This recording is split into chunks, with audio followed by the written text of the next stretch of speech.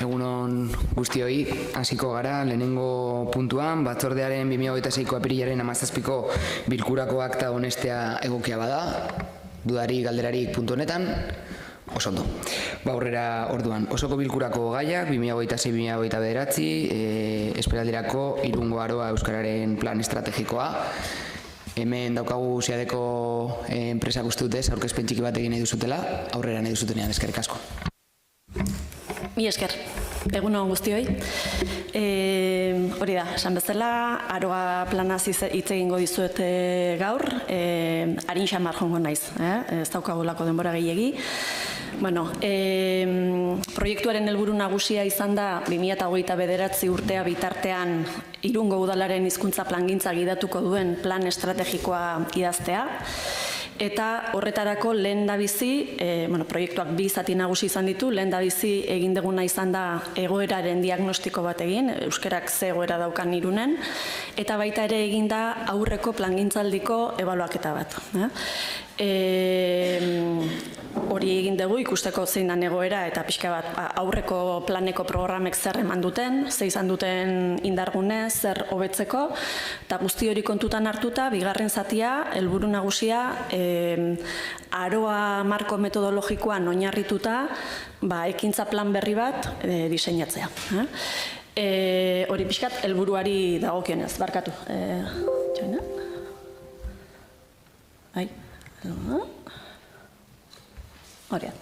Prozesuari buruz ere bi hitz.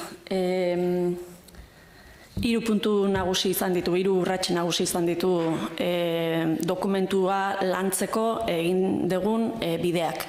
Lehenengoa izan da batez ere lanketa tekniko bat, ziadekotik, lehen esan dizuedana. Informazio iturri bai zeharkako eta bai zuzeneko iturriak erabili ditugu, informazioa biltzeko, eragileekin eta herriko agenteekin ere kontraste bat egin da, 2 dinamika talde, 20 elkarrizketa sakon, pixkat informazio bat erabili da, bai diagnostikoa eta bai lehenengo ekintza planaren bertsioara arte iristeko. Prozesuaren bigarren urratsa izan da partaidetzako dinamika bat edo. 3 saiotan egin dugu partaidetza prozesua, iazko maiatza eta ekaina bitartean. Helburua izan zen lehenengo urratseko dokumentu horri ekarpenak egitea.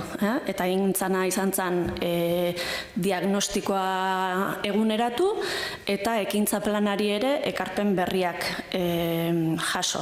Eta hor parte hartu zuten programen inguruan dabiltzan Irungo hainbat elkartetako ordezkariek.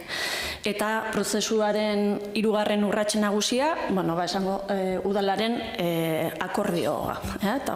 Guzti honek eman du pixkat emaitza bezala, orain daukagun ekintza planaren dokumentu hori.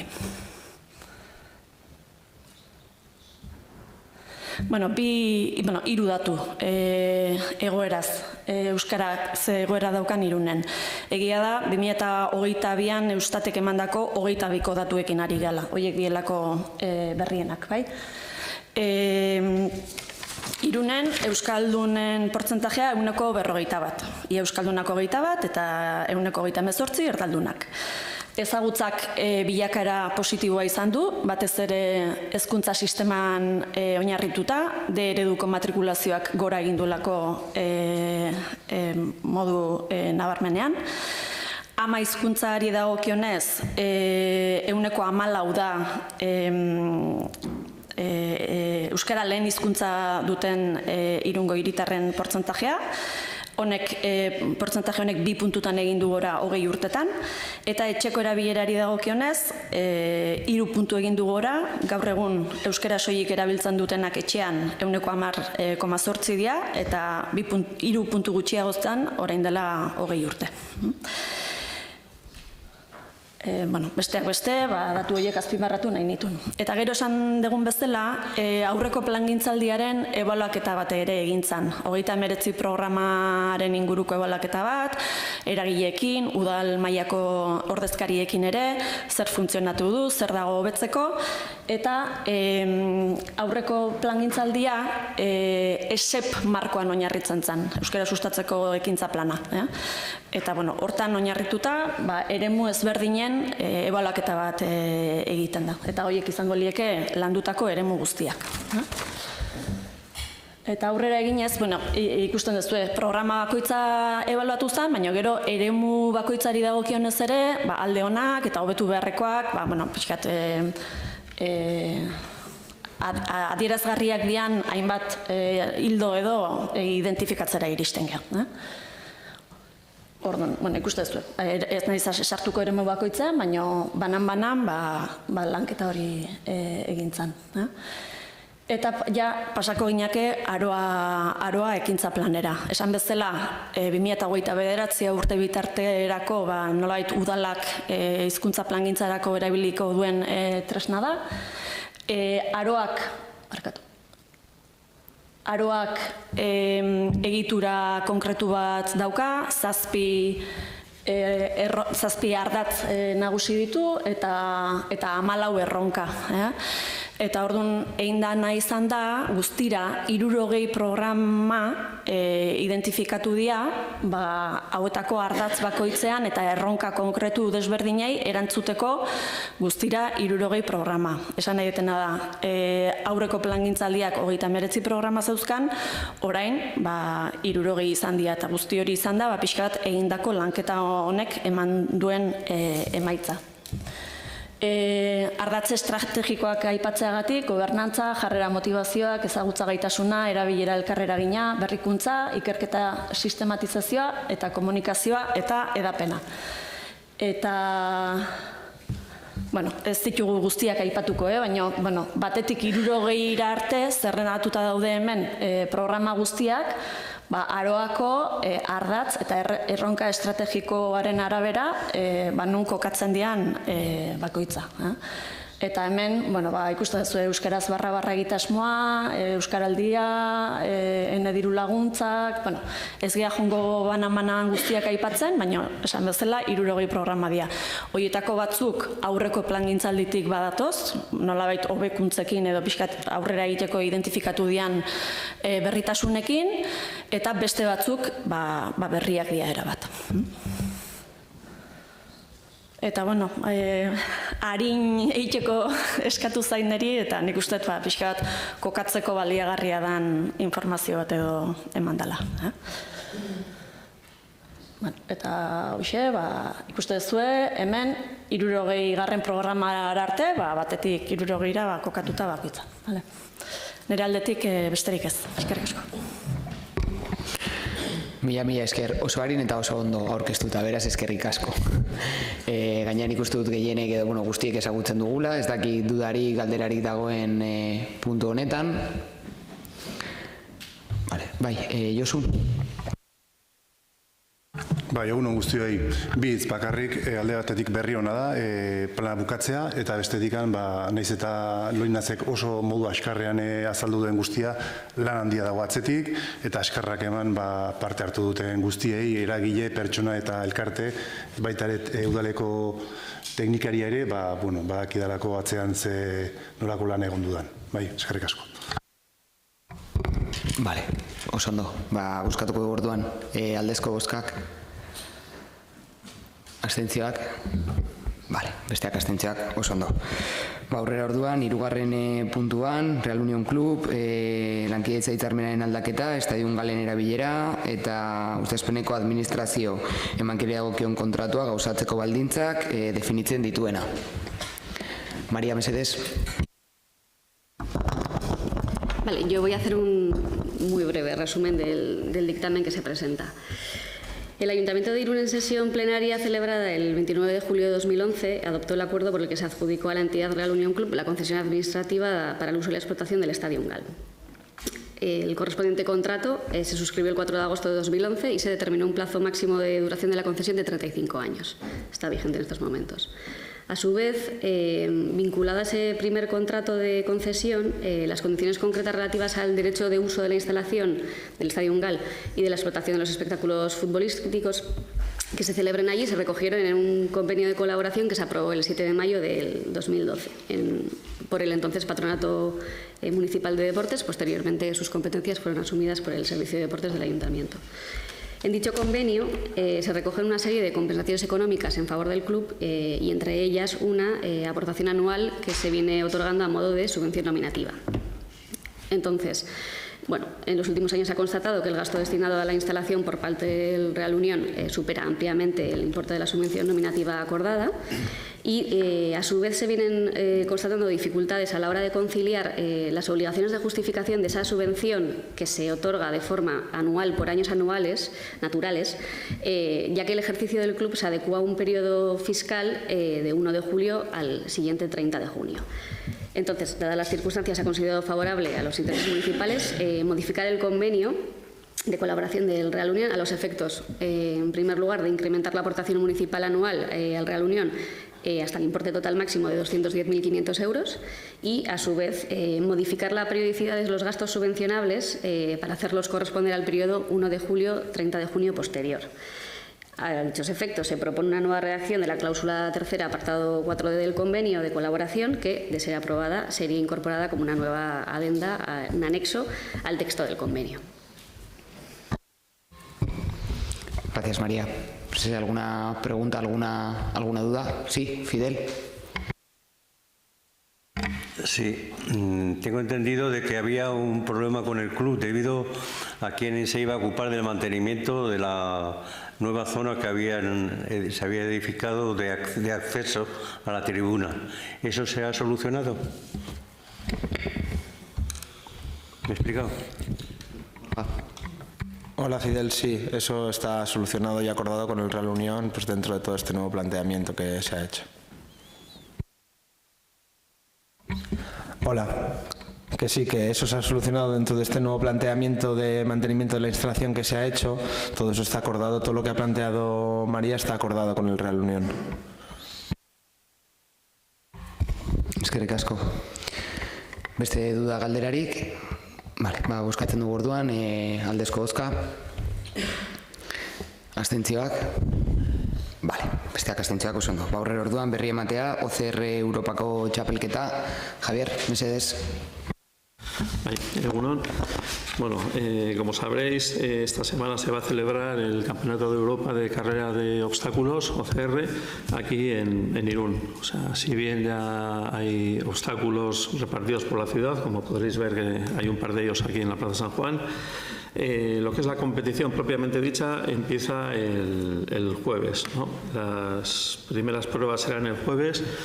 Hay que comentar que hay dos espacios donde se va a llevar a cabo la competición. Una, la oficina permanente, que va a estar ubicada en el edificio de Palmera Montero, donde, bueno, tema de recogidas de dorsales, reuniones de juezas, de jueces, etcétera. Y luego está el campo de San José Obrero, que es donde se van a celebrar las pruebas de OCR 100, que son 100 metros con sus correspondientes obstáculos. Y del campo de San José Obrero también saldrán las dos carreras que salen por fuera, que una es de 3 kilómetros y otra de 13.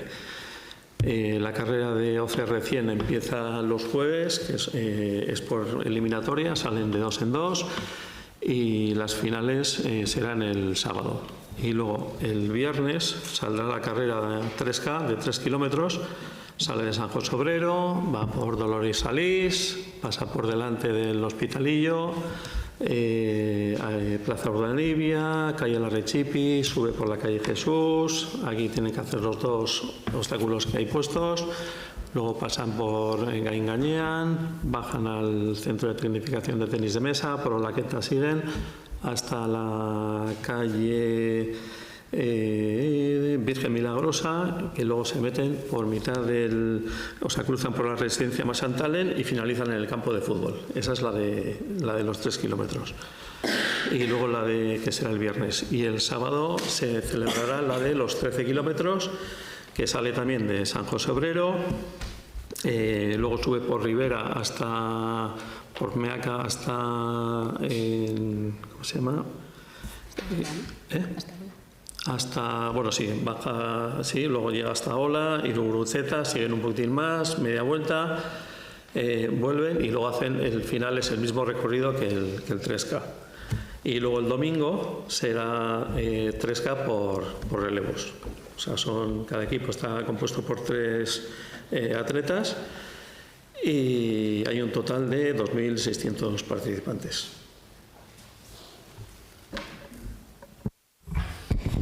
Eskerrik asko, Javier, dudarik, alderarik. Oso ondo, aurrera orduan, erabaki organoen kontrola, 5. puntuan, alkateak, ordezkariek eta tokiko gobernu batzarrak emandako ebazpen eta erabakien berri ematea. Maria, puntu honetan uste dagoela kontsulta bat? Bueno, en realidad es una propuesta en relativa a la acción 39 de Cultura, aprobar la devolución de la garantía definitiva por importe de 5.535,40 prestado por la empresa Sociedad Cooperativa Obrera Azcaray en relación con la adjudicación del contrato relativo al suministro e instalación de nuevas butacas en el Centro Cultural Amaya Caceta. Se propone que se tengan en cuenta la inclinación de los respaldos de las actuales butacas con relación a los originales y que apenas restan 4 centímetros entre las rodillas de los usuarios de la fila anterior.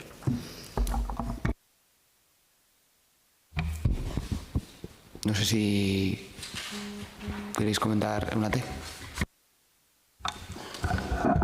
Sí, por poner primero en contexto la devolución de esta garantía, se trata de un contrato que se adjudicó toda la instalación, bueno, el suministro e instalación de estas butacas en el año 2017. Ahora estamos procediendo a la devolución de la garantía una vez fue solicitada por la empresa. Quiero decir que no es que estemos en un proceso de adquisición ni compra ni renovación de las butacas.